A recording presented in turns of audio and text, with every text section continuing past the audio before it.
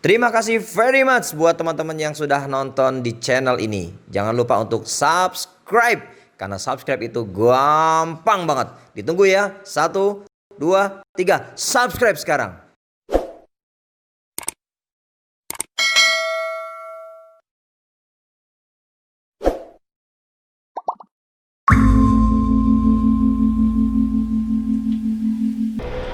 Assalamualaikum warahmatullahi wabarakatuh. Jumpa lagi di Spirit in the Morning. Teman-teman sekalian, menarik sekali ya dinamika bagaimana kemudian kita bisa tetap eksis di era yang hari ini orang mengenalnya dalam kondisi yang katanya lagi krisis ya. Nah, tidak ada salahnya untuk kemudian hari ini kita belajar ya dari orang-orang yang ada di sekitar kita, entah itu sifatnya adalah belajar dari kesuksesan maupun belajar dari kegagalannya.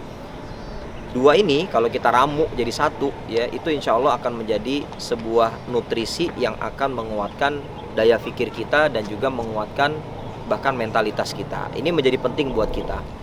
Nah, sekarang saya mau memberitahu kepada teman-teman semua bahwa di antara modal ya dalam melakukan aktivitas sebuah usaha, yaitu modal untuk mencari tahu ya dari orang-orang yang ada di sekitar kita, terutama sekali adalah mencari pengalaman dan mengetahui pengalaman lebih banyak untuk bisa detail, tahu secara lebih dekat, lebih jelas gitu ya. Saya contohkan mengambil dari sebuah keberhasilan ya, kesuksesan seseorang. Nah, kesuksesan pun nanti akan kita bagi dua perspektifnya. Sukses yang memang beneran atau memang sukses mempertahankan ketidaksuksesannya. Ini menarik nih ya. Yang pertama dulu, saya melihat dan menyaksikan ada orang-orang yang hari ini dikaruniai sebuah keberhasilan dan itu tidak memandang latar usia. Ya, mau usia muda sangat mungkin, mau usia tua pun juga mungkin gitu ya. Tapi saya lebih tertarik untuk mengetengahkan yang usianya sudah lanjut ya. Artinya apa? Berarti dengan kata lain anak-anak yang jauh lebih muda ya harusnya punya kemampuan lebih besar daripada orang-orang yang hari ini secara usia sudah lebih matang begitu ya.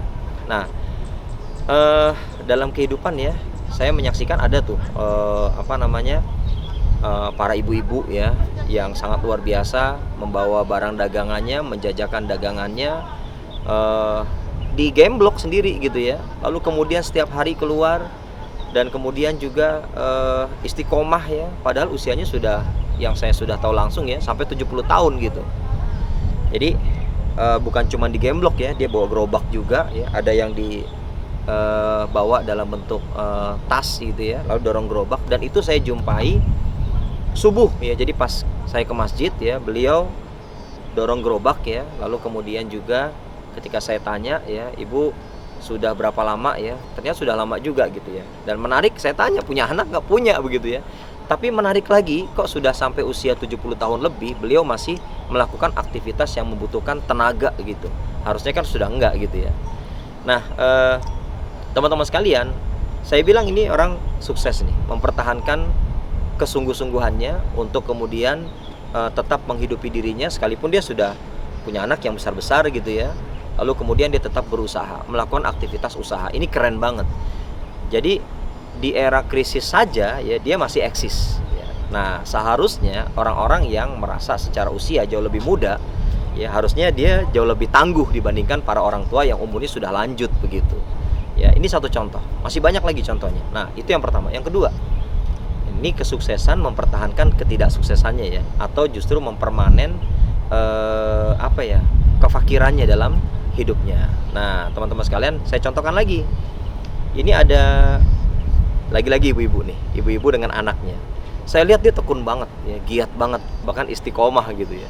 Kenapa? Karena setiap pagi nih, kalau orang-orang berangkat menuju tempat kerja ya, orang ini juga berangkat menuju tempat kerja ya, tapi tempat kerjanya unik ya. Di mana? Di sebuah pinggir jalan.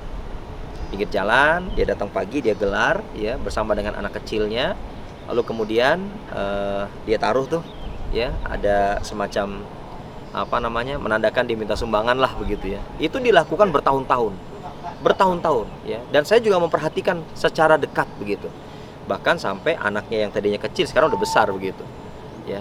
Nah, ini contoh juga ya orang yang kemudian sukses mempertahankan ketidaksuksesannya dalam bentuk apa ya? Ya dia minta dikasihanin lah, intinya begitu. Padahal kan sebetulnya begitu dia mau merubah sedikit ya dari modal yang sudah dia punya, ada kesungguhan, ada ketekunan, ada istiqomah gitu ya. Sebetulnya dia bisa lebih dahsyat daripada hanya sekedar menjadi peminta-minta. Dua contoh ini yang kemudian ada di sekitar kita dan harusnya kita jadikan contoh. Ya, saya yakin banget banyak sekali contoh-contoh yang bisa kita jadikan sebagai bekal kita sebagai seorang pengusaha atau seorang pebisnis, mau itu pebisnis pemula maupun yang sudah eksis gitu ya. Perlu kita jadikan terus contoh-contoh semacam ini yang ada di sekitar kita. Agar apa? Agar kita nih kelak suatu saat ya, kalaupun akhirnya Allah takdirkan menjadi orang-orang yang berhasil, itu kita menjadi orang yang punya kepedulian yang sangat besar dalam kehidupan ini ya. Nah, ini contoh kesuksesan. Yang kedua, contoh kegagalan. Ya, ini penting juga ya, karena buat kita sebagai seorang pebisnis ya, mau pemula ataupun yang sudah eksis, tentu sama-sama yakin dan mengetahui bahwa kegagalan itu bukan sesuatu yang harus ditakuti, tapi dia adalah sebuah proses belajar. Kita nggak takut gagal gitu ya, bahkan justru kita harus berjuang untuk menghabiskan jatah gagal kita yang kita nggak pernah tahu berapa banyak jumlahnya masing-masing kita ya. Ditipu ya, menurut saya ini juga bentuk bagian dari kegagalan gitu. Kalau orang nggak siap ditipu ya, wah stres banget ya. Tapi bukan berarti kemudian kita yang sudah pernah tahu ada orang yang gagal pada saat berbisnis gara-gara ditipu, lalu kemudian kita mengulanginya begitu. Jangan. Yang terjadi adalah justru kita harus mulai mewaspadai, mengambil pelajaran berharga dari orang-orang yang sudah pernah ketipu ya. Dan kemudian kita mengambil pelajaran untuk kemudian jangan terjadi pada diri kita. Yang kedua misalnya, itu tadi ditipu tuh ya. Lalu kemudian yang kedua, mencoba berbagai macam usaha ya, coba ini, orang tanya ada produk apa, dia katakan semua ada produknya. Nah, ini bentuk daripada orang yang ketika melakukan aktivitas usaha dia tidak mempersiapkan secara fokus. Ada yang nawarin ini dia mau, ada yang nawarin ini dia mau, ada yang nawarin ini dia mau, sehingga jati dirinya nggak terbentuk. Dan menurut saya ini bagian dari orang yang kemudian mempermanen kegagalan pada saat dia memulai sebuah usaha. Jadi seharusnya ya kita perlu lihat nih bahwa ternyata orang-orang yang banyak berhasil adalah orang-orang yang fokus menjalani usahanya. Begitu sudah kelihatan ada hasil yang luar biasa cemerlang ya, ya katakanlah kalau secara ukuran misalnya Anda sudah berpenghasilan minimal 100 juta per bulan, Anda mau ekspansi, keren banget, Anda sudah pantas gitu. Ya kenapa? Karena secara finansial Anda sudah mulai matang kan begitu. Tapi kalau baru-baru sudah mulai mencari-cari usaha-usaha baru lagi, maka itu akan berpotensi menghadirkan kegagalan dalam kehidupan sekitar kita. Dan saya menyaksikan orang-orang yang semacam ini itu banyak juga di sekitar kita. Ya, dia berpikir menjalankan usaha ini,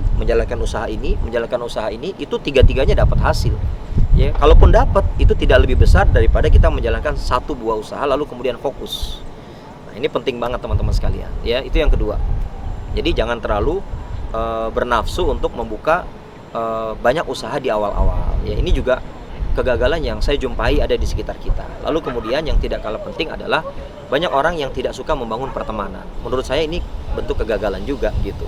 Yang namanya orang membangun sebuah usaha, maka dia butuh membangun komunikasi, kemitraan, hubungan yang terus berkelanjutan ya kepada siapapun, dengan lingkungan baru dimanapun, orang-orang baru siapapun, itu harus dilakukan.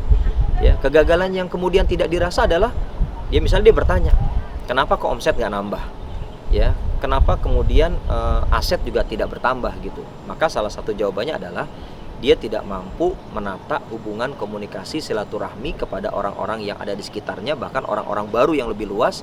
Dan itu boleh jadi yang menyebabkan omset tidak bertambah, aset tidak bertambah, dan pada akhirnya hanya jalan di tempat gitu. Karena yang dia temuin adalah lo lagi gitu. Konsumennya ya lo lagi gitu ya. Ketemu dengan orang-orang baru, lo lagi gitu ya. Nah, harusnya adalah bertumbuh, berkembang. Ini akan berbanding lurus. Mereka yang hari ini berupaya untuk membangun terus silaturahmi, memperluas hubungan pertemanan, membuka terus jalur komunikasi kepada siapapun, maka insya Allah potensi yang ketiga ini bisa dihindari. Potensi kegagalan yang ketiga bisa dihindari. Ya, insya Allah itu yang bisa saya sampaikan. Belajar sukses, belajar kegagalan dari orang-orang yang ada di sekitar kita. Kalau ada yang baik dari sebuah keseharian orang lain dan bisa kita contoh, kenapa tidak gitu ya. kalau ada yang bisa kita hindari dari sebuah kegagalan seseorang, kenapa tidak begitu, sehingga memperkecil resiko gagal dalam kehidupan kita menjalankan aktivitas sebuah usaha. Mudah-mudahan teman-teman sekalian di acara Spirit Morning yang insya Allah saya akan terus berbagi melalui channel YouTube ya, ini bisa memberikan manfaat buat kita semua. Terima kasih banyak. Assalamualaikum.